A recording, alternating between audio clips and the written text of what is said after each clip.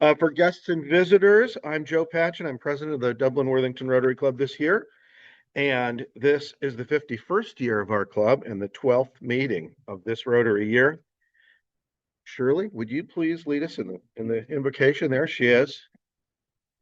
You may.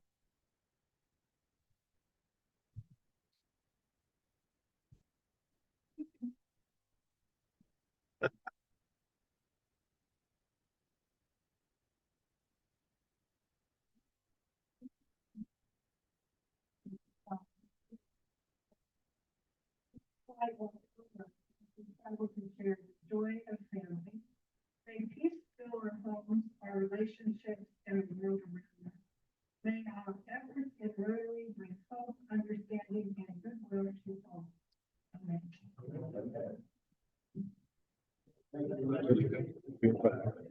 The United States of America and to the republic which stands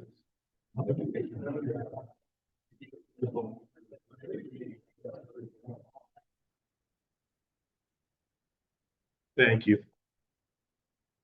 Elliot, will you be so kind as to introduce our guests? We might have two of them. Okay, very good. There you go.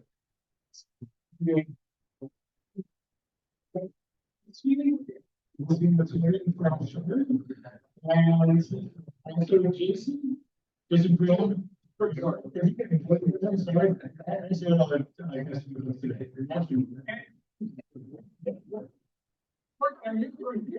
Are you pretty short? Our club. So be on the best behavior. Yeah. Thank you, Elliot. And yes, as John suggests, clean it up, people. Come on. All right. It's time for announcements. If you have an announcement, please come forward. I know we have a few more. Busy time of year.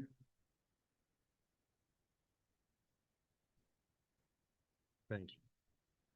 Here to talk to you about MTSC, the study group exchange. This year we're with Brazil, and it's coming January 24th through the 29th of the year. And I'll look to have maybe 15 to 20 of us interact with.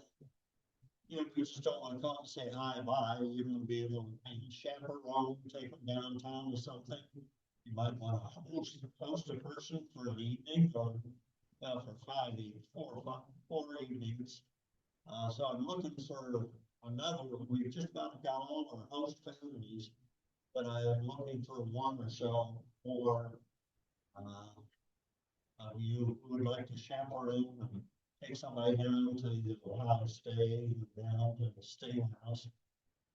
Because what we do during the case, we introduce them to the vocational interest in their home and education from Brazil. So we're going to take them down to the state and how state interacts with the high school, take them down to the university, how research and how education is, take them to the trade schools, and you get to sit along and that dialogue, and the students are exchanging, or students, teachers are exchanging with their counterparts. It's a thrilling week. So I want to let you know if you want to try to do that. Ben from Tracy goes today about that experience, but I'll be the contact person to get you in the loop and use you if that would be the case. Thank you. Thanks, Will.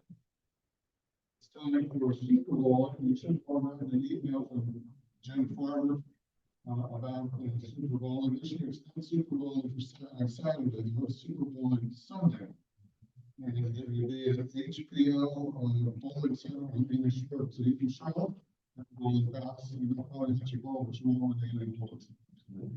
It will be changed this year. On your tables is a sign sheet and some ideas where we would like people or need volunteers. So after the holidays, we'll be getting more, but this is the beginning of the end. If we want to volunteer together, start getting a team together, it'll be a great idea. So keep it on the top of your thoughts. Thanks. Thanks, everyone. Hey, everybody.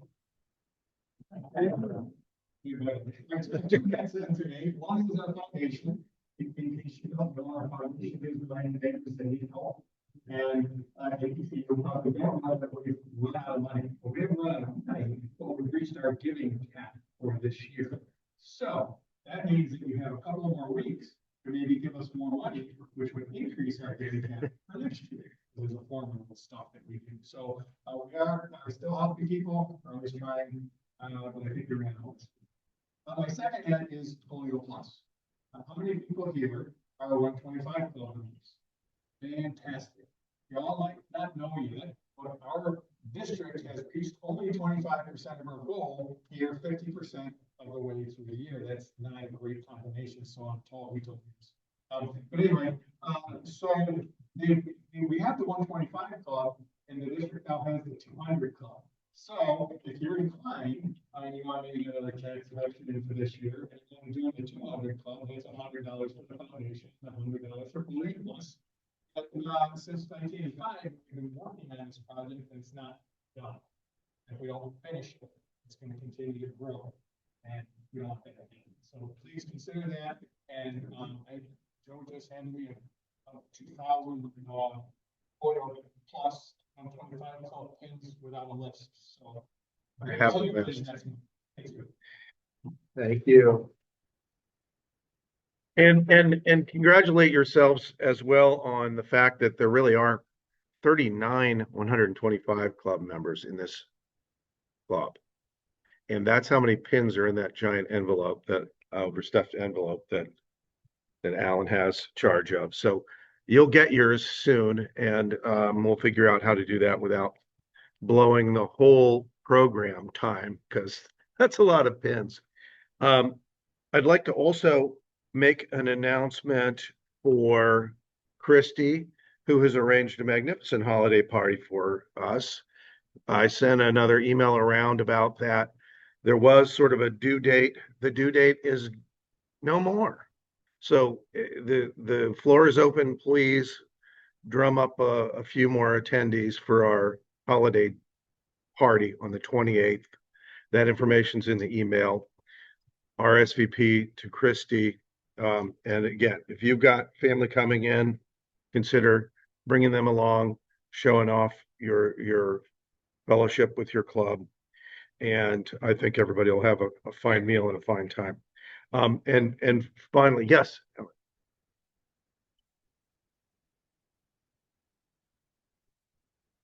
Okay, I will eat your food.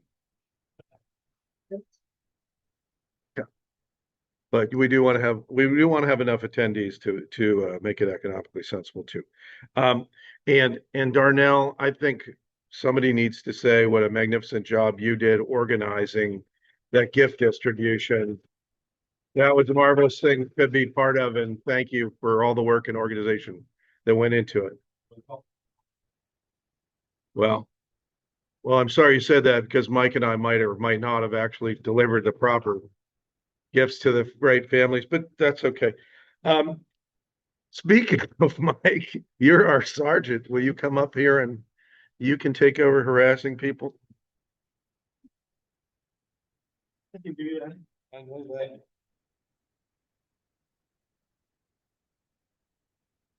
Hey, Jim. Just a sad note, our past president and member Bob Blank passed away this last week. He had his funeral viewing on Sunday, and his services on Monday, his burial service. So for those of you who knew Bob, say a prayer for his family. All right. Everybody here, I tell you what, this is a pretty spry looking crowd right now. I need somebody to carry thought. How about Alan, since he signed up? So, oh, here, right there. I got it. John said he'd do it. John said he'd do it. He raised his hand. Happy dollars? Yeah, happy dollar too, John? Okay. Okay. Well, you can prime that anyways. just for being happy for carrying it. Anybody else have happy dollars out here? Oh, we got right here, Dick. On Thanksgiving Day, I participated in the Wrightsville Beach turkey trot, which is 5 kilometers or 3.1 miles. And then they had a 57, turnout time, the oldest time, I get to make, I don't know, 3,500. All right.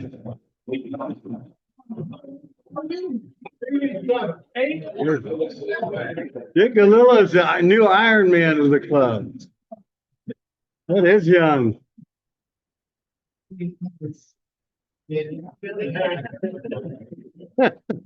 Jerry, dollar in for making those comments. Jerry, are you kidding me? All right, any other happy dollars? All right. Who? Jim's got one. All right, come on. No. About my granddaughter, their second time. All right. Congratulations.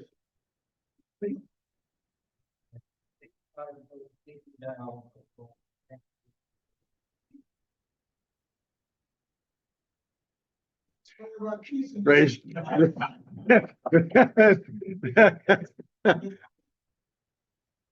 Got one back here.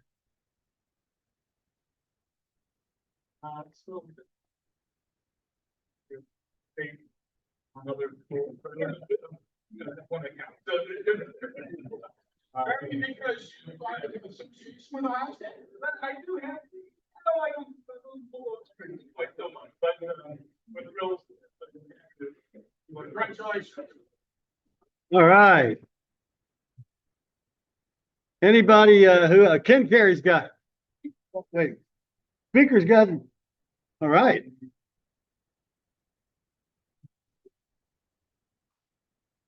Congratulations. Glad to have you here. Ken Carey's got one over there, John. What you got, Ken?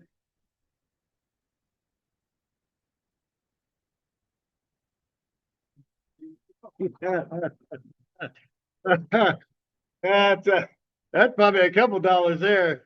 What a train wreck that was. Anybody here go to Michigan? Zink? Alan Zink's got $1 or something over here, don't you? What do you got, Alan?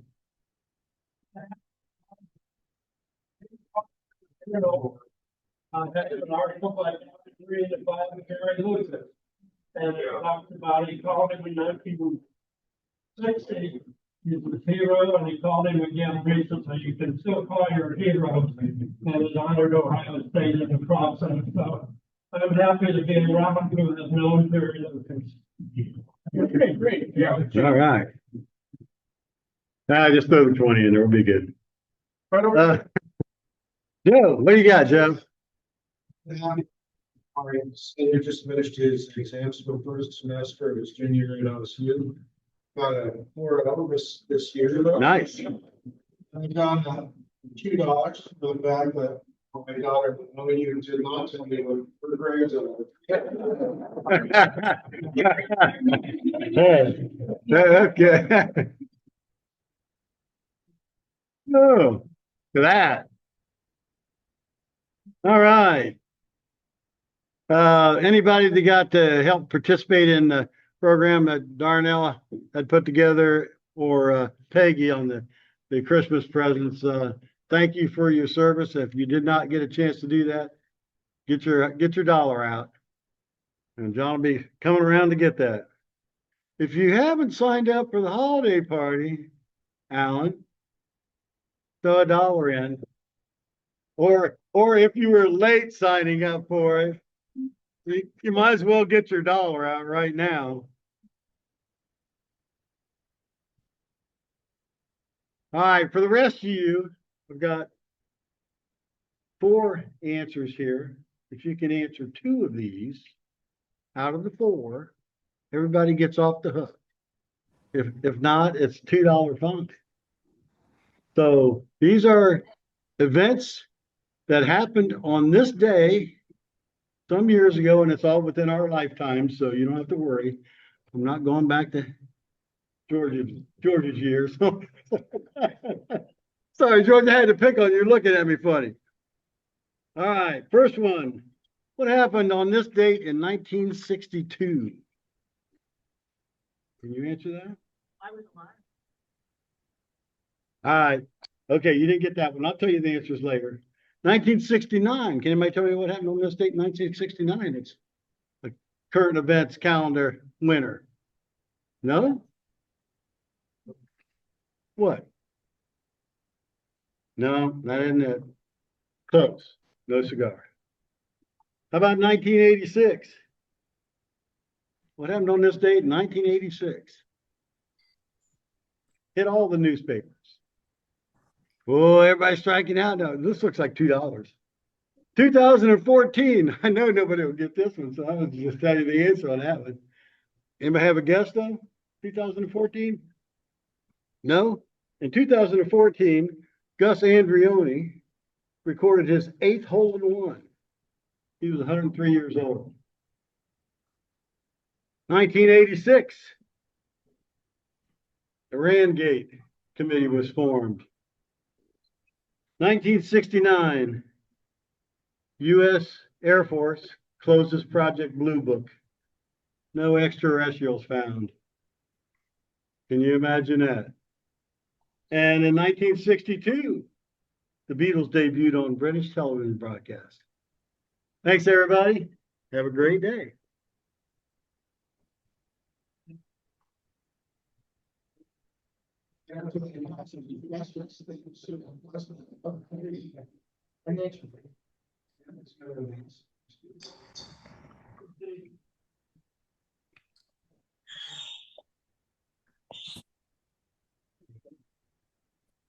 Hi, everybody. We are delighted to have Tracy join us today. And Tracy, as you heard a few moments ago, is our neighbor.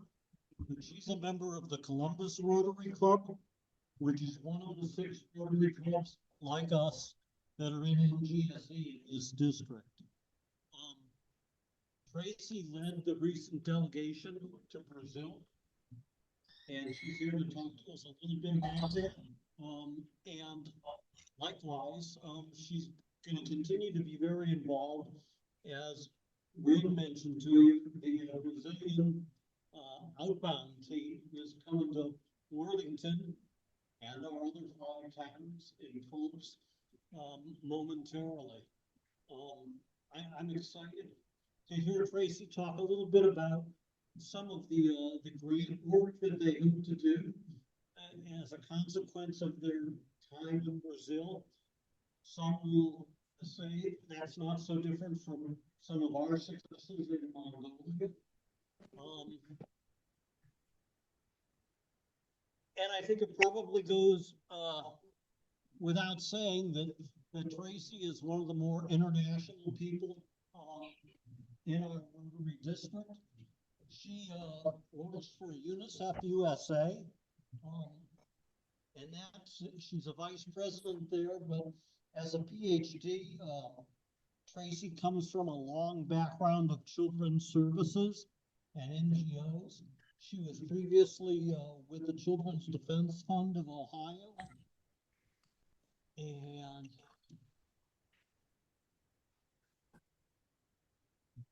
Battelle for Kids. And we have done a little bit of work with Battelle on Mongolia, and we really look forward to hearing from you, Tracy. Please, everybody, give a warm welcome.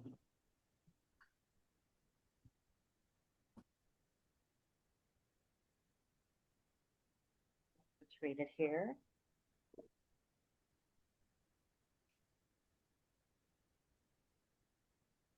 Thank you all for attending today.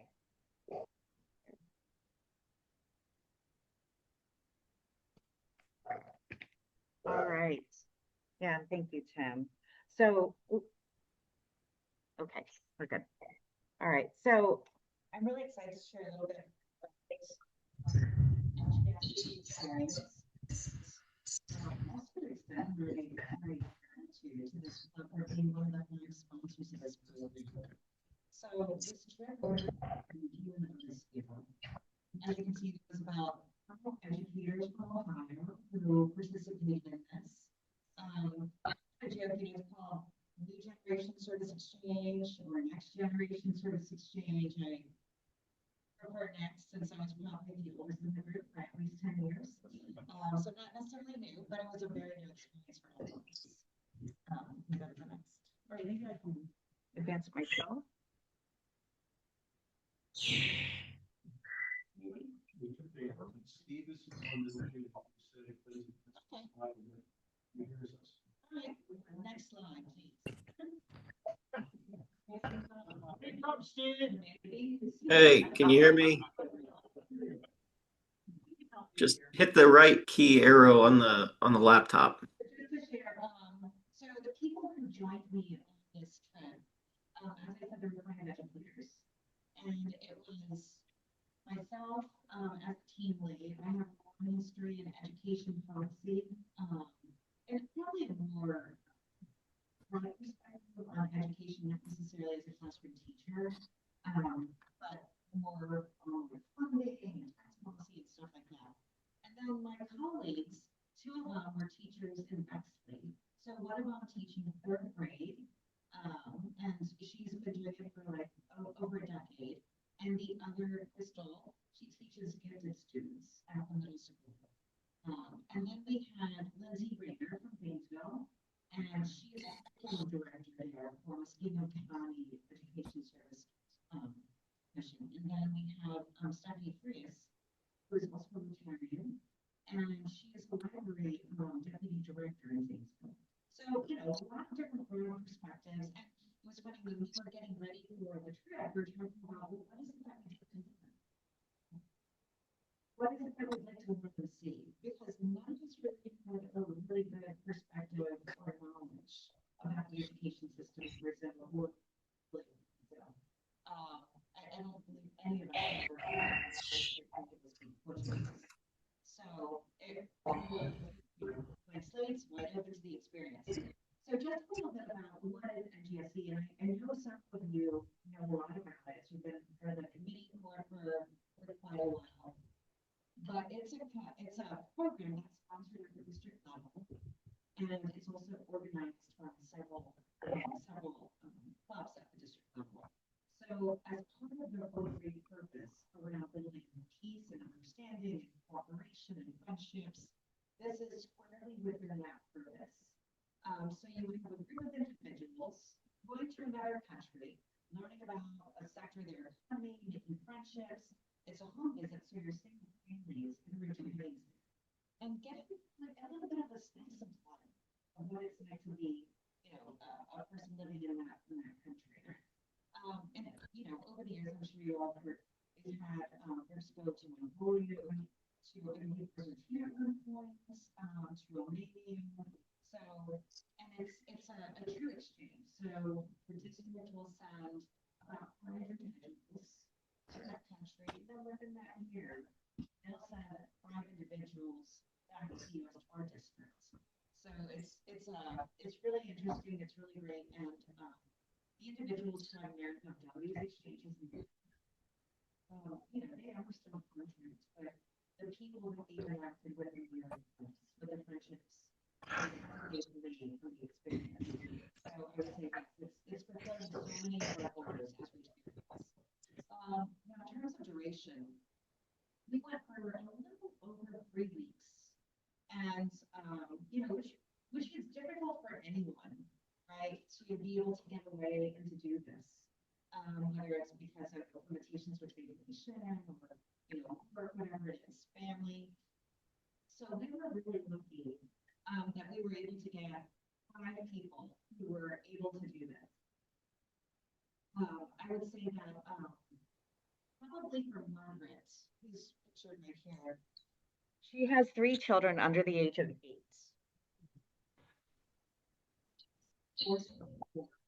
And it was truly, it was like a community support that had to help her go on this trip. So though she was here, she was going to school for the summer. She had neighbors, grandparents, her husband, all of these individuals who were making sure that she could, you know, take advantage of this experience, and she just absorbed everything. talked about the primary purpose. As Tim mentioned, when folks go on NGSC, it's vocationally focused, but there's also cultural components. So they want to learn about, what is the food like? Like, what do you do for breakfast? What are schools like? All these types of things. So it used to be that, it was non-Rotarians that went, is it still that way? So hold on. Two of the Rotarian, or two of the individuals who are part of this 5-person team are not Rotarians. And that would be the 2 teachers from Betsy. Do you think, what are the chances that they become Rotarians? Well, they've been talking about joining or starting an e-club for educators, because it's required for teachers to come to and we looked a lot about e-clubs while we were there. I don't think it's as common where it could be, but it's pretty common in Brazil to have an e-club. I think just because it's so hard for folks to meet during certain points of the day and stuff like that. So we're having this conversation. Now, 3 of the other people included, we are all Rotarians. So, I think that was important just to have a question of the group. Be involved with Rotary so that we could kind of steer the other folks in terms of, the expectations. This is why we're learning this. This is why we're going to this event. And also, I think it gives some kind of a common understanding between the group and the receiving group, about the purpose. So we have the mutual benefits of the exchange. And as I share, an ability to share our culture, history, the shared Rotary values, learning about what other clubs are doing that are innovative or different. I'll tell you one thing too. All of the Rotary clubs that we visited, they all had their own Rotary building within their cities that was shared amongst between 8 and 12 clubs. Wow. Yeah. And it was pretty something. I mean, it was really interesting. Yeah. Let's see. We also another thing was about future partnership ideas. So whether it be clinical grants or other types of exchanges, all these opportunities for those types of experiences. And then of course leadership. So it's very few times in your adult life that you have an opportunity or you have the experience of going somewhere where you just come to trust, and also the agenda is not your own. You can't just get in your car and go out for coffee. You can't just oh, this is what I'm going to do today. You have a second agenda for every single day, and different people are driving you around. You don't know who they are, but they're Rotarians, so they're going to take care of you. And just trust the process. And it was quite a thing to let go of people. But it was also, I don't know, I think the closest thing I could compare to is being home from college all of a sudden, and you're under your parents' roof again. You're like, no, we're going to come this week. I'm going to put in a really good money. Right. Okay, here's our team. You can see which club sponsored us. No, we don't want to restart. No, restart tomorrow. Okay. All right, and I do recognize the 2 ESB committee chairs, Jan Zechner from the Bexley Club and Marion Gilliland. Yes, from the Zanesville. They were just so wonderful. And carrying out organizing this. So it's quite a distance from Columbus to Sao Paulo, but we did stay in the same time zone, which was really interesting. But we were in a subtropical area, and it was winter. But their temperature was very different. We were wearing shorts or pants and short sleeves most of the time. I think the coolest it got was the mid-50s. So yeah, it was really interesting. In terms of the country, Brazil is just a huge country. It is slightly smaller in terms of population than the United States, It is very multiracial. Portuguese, Brazilian Portuguese is the primary language, and they use Brazilian Sign Language. So I will say that everyone that we met speaks English, or at least is trying to learn English. Everyone from like elementary schools to, 80 and 90-year-olds who are still doing weekly classes with tutors on English. So, I mean, they understand and they know that English is kind of the lingua franca, and there's, every school teaches it. Everyone we met speaks it. Let's see. We were in the state of São Paulo, which is, that's where the city of São Paulo is. And Sao Paulo itself, though we did not spend a lot of time in the city just one day, it's larger than New York City. And it's amazing, just how, I live in New York every month. And it's amazing to see a city that is almost 30% larger than New York. When you're mindful of tenants, you still have it like okay, in terms of the food, there was a member of our group, and she was all over food. She is a gourmand. And these are just examples of some of the food that we have that were just amazing. I should walk them out. I would compare it with like any kind of, pork and bean stew or a cassoulet, the churrasco or the grilled steaks that are so famous. We have these, the other called pastel, which is really a fusion of like Asian culture. And there's also another thing we learned was that Brazil has the largest Japanese population outside of Japan. And yeah, you see cultural influence everywhere in food and architecture. It's really amazing. And of course, Frigidaire and chocolate. It was served everywhere, just so delicious. So here's a look at the itinerary, and here's the itinerary was, it was really busy. We had very busy days, starting at 8 a.m. most days and around 8 p.m., 9 p.m. That evening.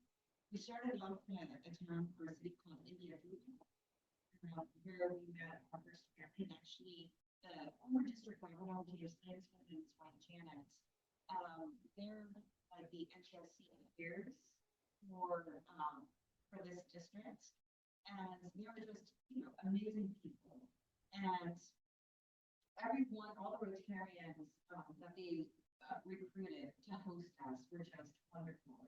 Welcome, welcome us to Brazil and getting us used to being there. We then spent several days in another city called São, which has a beautiful river running through it. Botucatu, which is it's almost like a Brazil.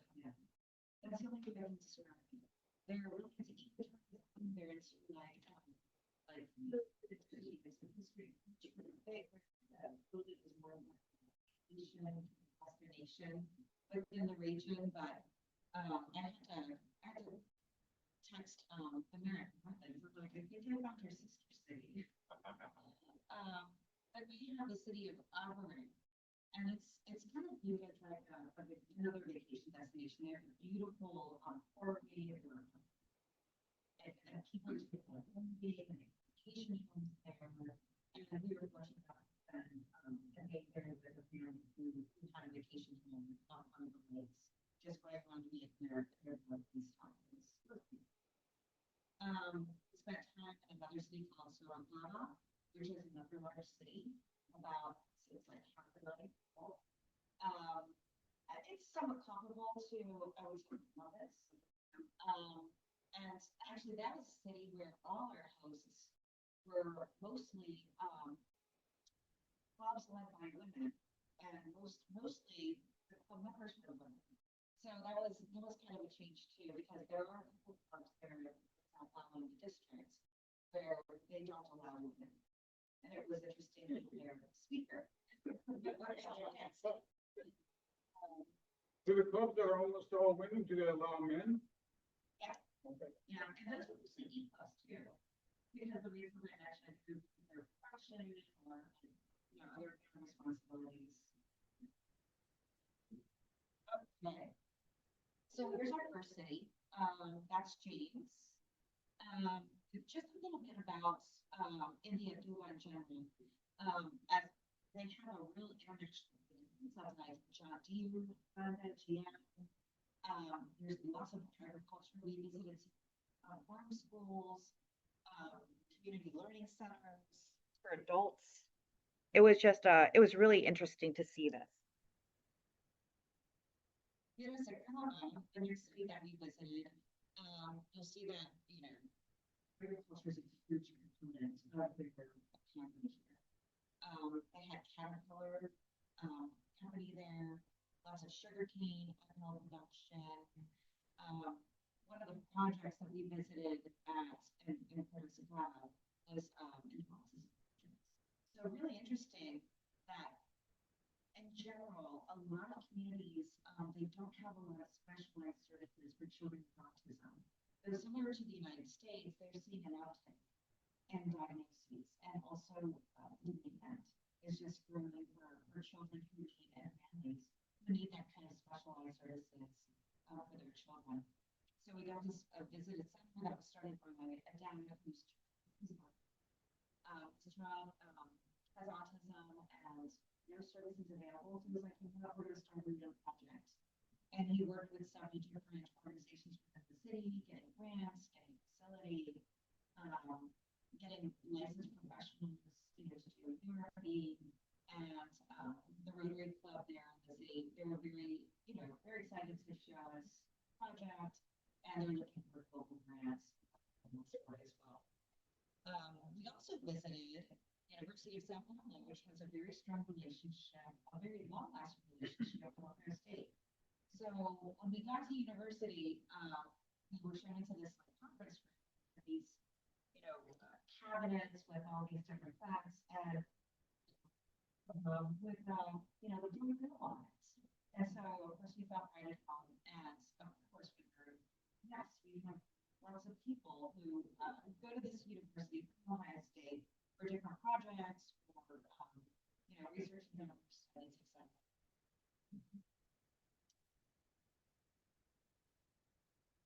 So this is Ojibwatu, and actually they usually visit their city council. This is their city council, one of their city council members in the middle, who give recognition, approve, and this Rotary program, which is really nice in the city council. In Ojibwatu, pharmaceuticals is part of our big industry, and interestingly enough, so there's a university in the city, and most of the folks who are hosting us worked at the university. So this couple on the far end in the pink and blue, they're both professors of veterinary science, retired, and it's really interesting that so many of people have that connection, either as professors or administrators, and in that way, it kind of felt like, like Ohio State, you can't go anywhere without running into someone, who was associated with Ohio State in some way, shape, or form. So it felt very much like home. And then here's Abre. So this is the community that is kind of like touristy, right? So agriculture is a main sector of their economy there, and that's one of the most beautiful lakes. While we were there, we got to go to a Samba fundraiser. They scheduled several radio interviews for us, which was also really interesting since none of us were really Portuguese.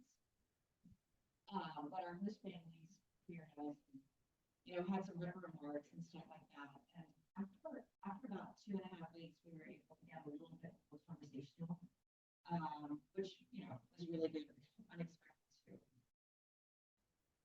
The families here at Rotary as well, just amazing. In fact, two of our host families are going to be visiting later this spring, so we're looking forward to seeing you.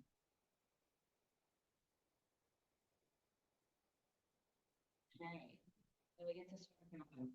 And And, people who were visiting, it's like a community service project where they're working with children, who were, I mean, functionally illiterate. Some of them were in their seventies when I believe for the first time. And it was, first of all, it was really inspirational.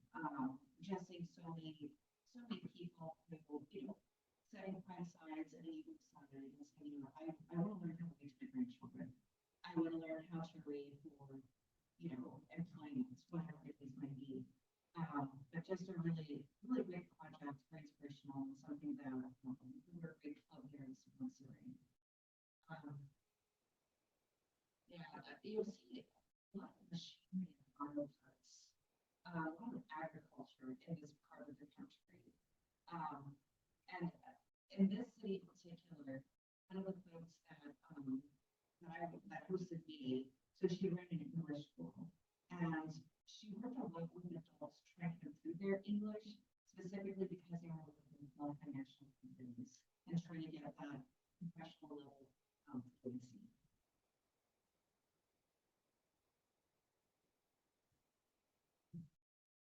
Okay, so some of the things that I really cherished about this were just all the relationships that we were able to forge during the visit. So the first host family that I stayed with, I just recently saw the last north of New York. I was there for work and I was there for some family.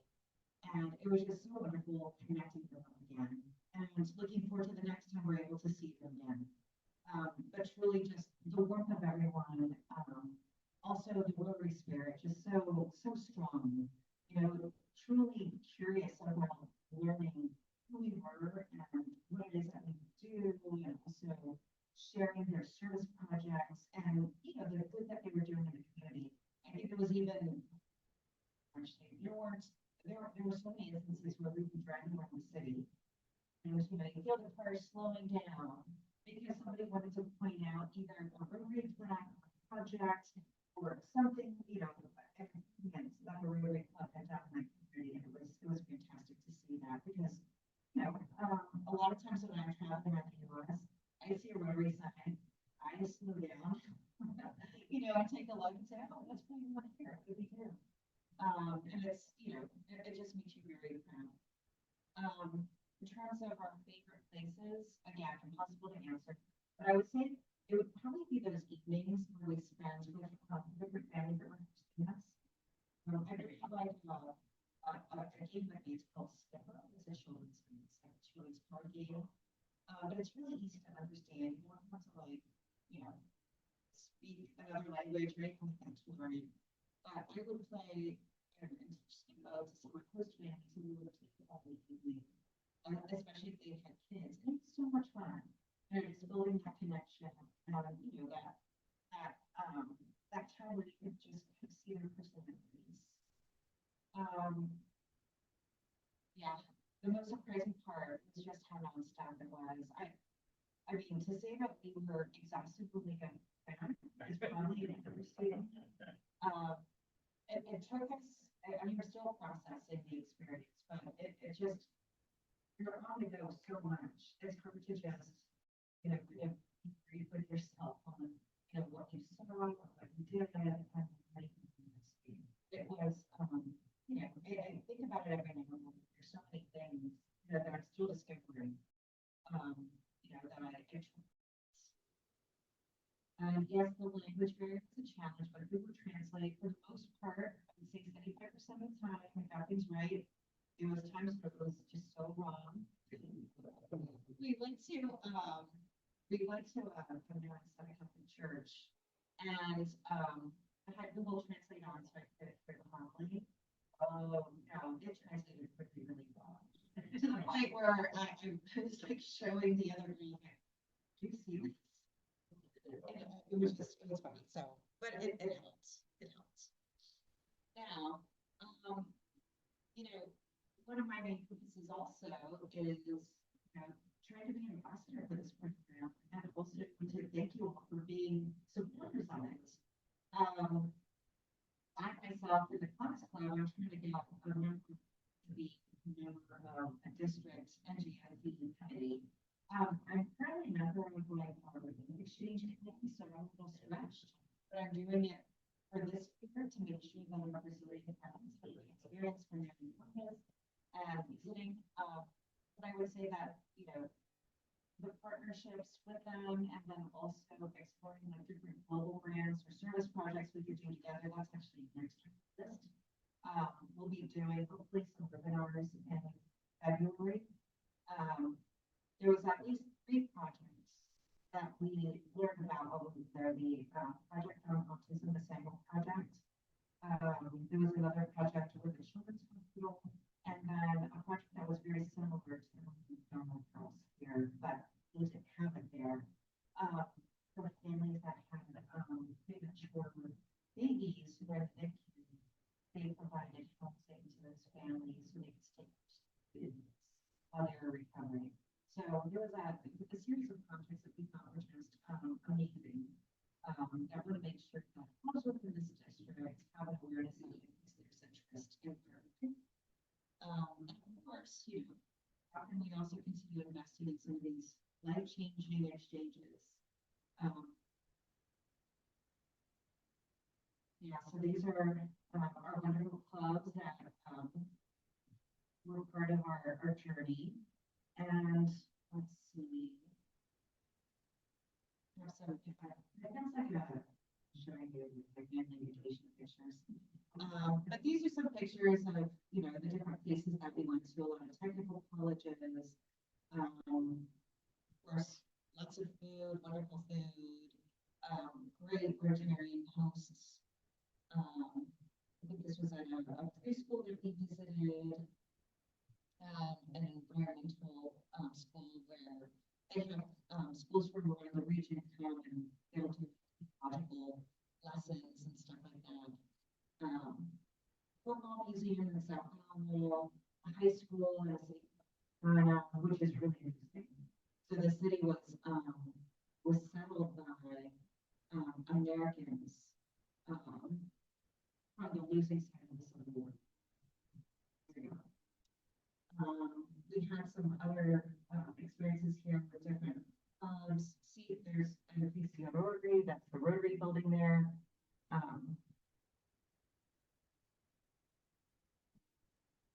And actually, just tell you about this young girl over here. So we visited a public school and they had a translate for the press. And we were going to the different schools and then asking them about what they were studying and what they were doing in class. And the translator, who I think was a senior in high school, his English was really great. He was telling us what one of the kids were saying, and this little girl was like, no, actually she said this. And he looked at her and she has this little hood on, you know, she's very shy. And she started saying, no, he said X, Y, and Z, and the teacher's looking at her too. And she's like, you speak English really well. She goes, oh yeah, I'm fluent. And she was, and she kind of took the translator. I think she was about 12 years old. And we were asking her, how did you learn English so well? And it turns out, how many of you know what Roblox is? I think your grandkids or kids Roblox. Okay. She plays Roblox, and she started playing when she was like 6 or 7. And she was playing with other kids online who spoke English. So she would use Google Translate and a dictionary. And that's how she learned English. Yeah. It was just amazing. And she was just like incredibly fluent. Some additional pictures of us at a radio station, trying to negotiate an interview with I think this was like a robotics lab at a technical high school, and like an more radio stuff, and yeah, so that was the experience, and we're really excited about the group when they come up here in January. So I'll just start there and take their questions. You mentioned the large Japanese population. What language did they use to communicate with the Brazilians? Was it the Brazilian? Well, that's interesting because the migration history very much follows that of, Japanese and Chinese to the United States. You know, with, the demand for labor rights and agriculture. So leading to the fact that so many of the Japanese and the Chinese that we went to Brazil, Brazilian Chinese, Brazilian Japanese, they were their own generation. They spoke Portuguese. Right. Now, one gentleman that we met who, he was a retired professor, in veterinary science, he made it his mission in life to learn this culture, to learn Japanese. Even as he's like, he still takes Japanese lessons. And he's been doing this all right because you have to, continue with those languages quite, regularly to maintain fluency. But yeah, there's so many people that similar to the US that have been there for generations. It's just amazing. What were the size of the cars? How they vary in size? I should range them. So, probably the smallest one I remember was about 15. The largest. Maybe you remember. Was Honda a big presence? Yes. Your Honda Accord, your Jeep Deere. Did you feel like demographically it was comparable to Greater Marysville? Oh, Just not quite like that, not quite like that. But you did still have a multinational.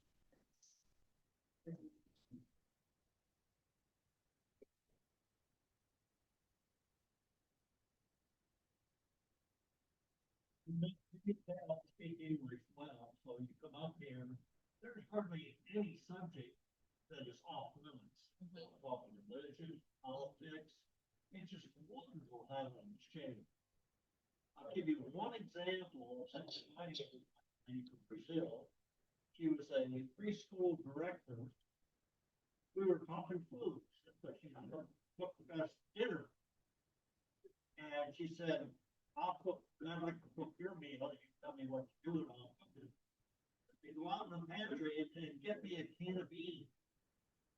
You didn't even know what beans in a can were. So I had the bean in the pan. She opened it up with a pan opener. That was kind of a new experience for her. And then she said, boy, they are sweet.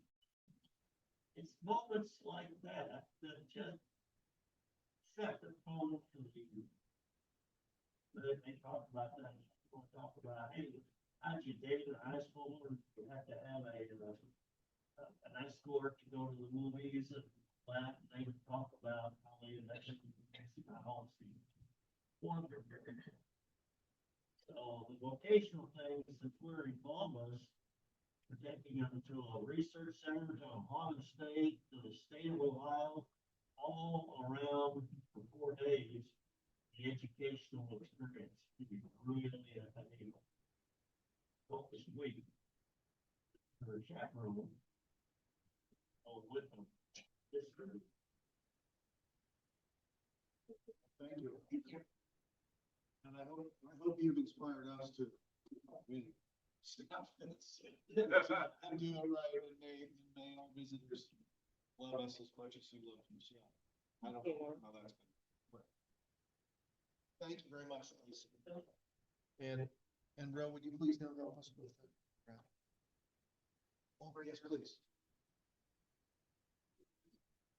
Rotary connection. I love to draw flag.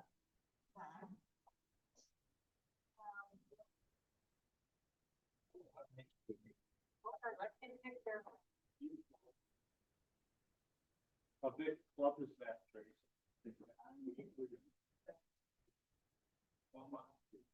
Ready? 78 dollars in a week lease. Ticket is last for the green ticket 1671.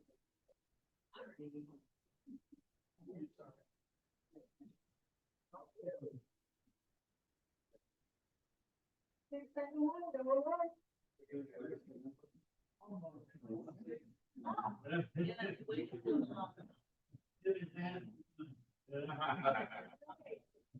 Okay, for you.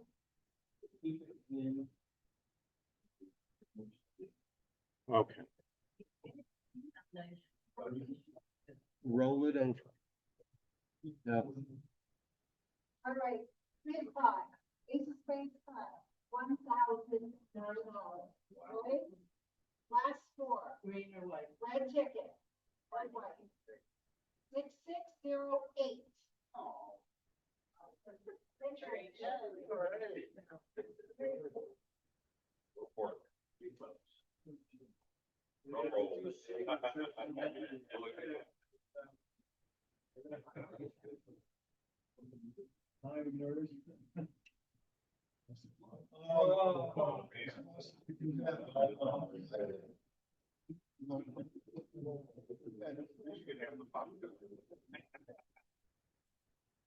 All right.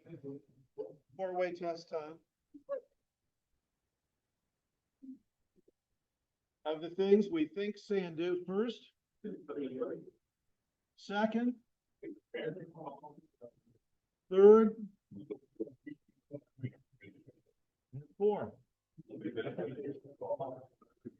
Thanks, everybody. Return your badges, sign up for the holiday party, and have a nice holiday yourselves.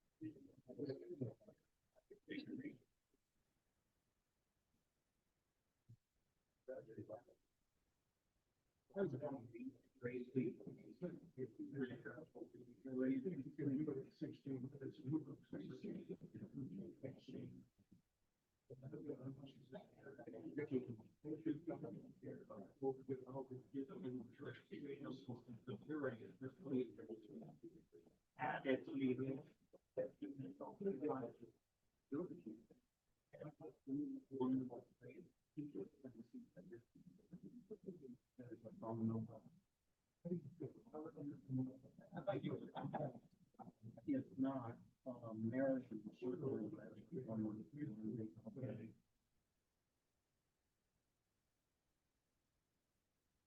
So we have an exchange student from Brazil. Yeah. Right. And I was at the Westerville Sunrise Club today, and he was there along with his mother. His mother had come in to visit.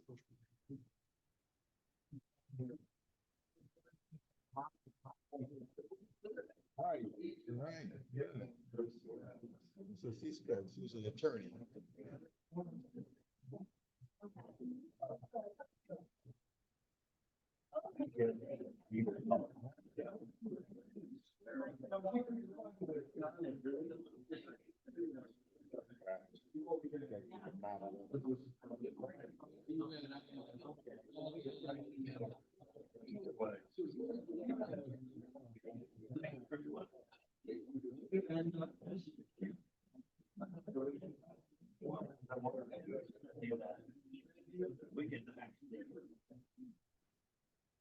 Yeah, absolutely.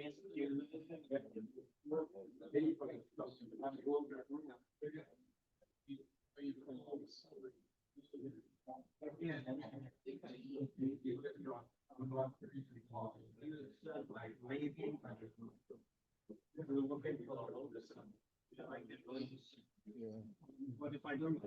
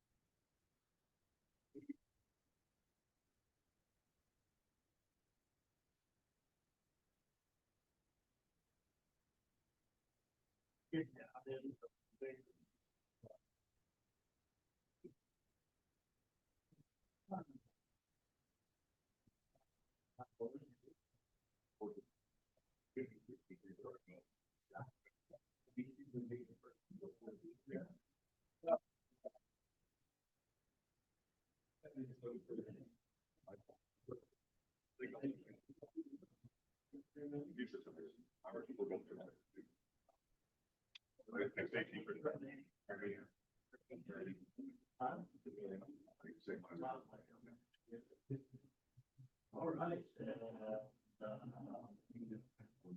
Yeah, I think the more we can say so that people can stay out, the more to.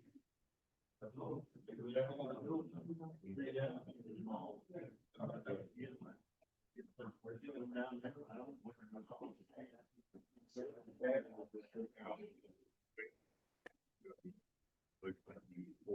The investigation done in the basement. So it's more fun to sit down and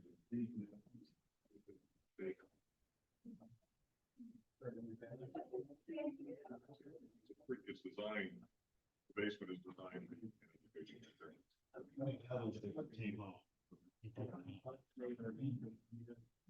Funding for us,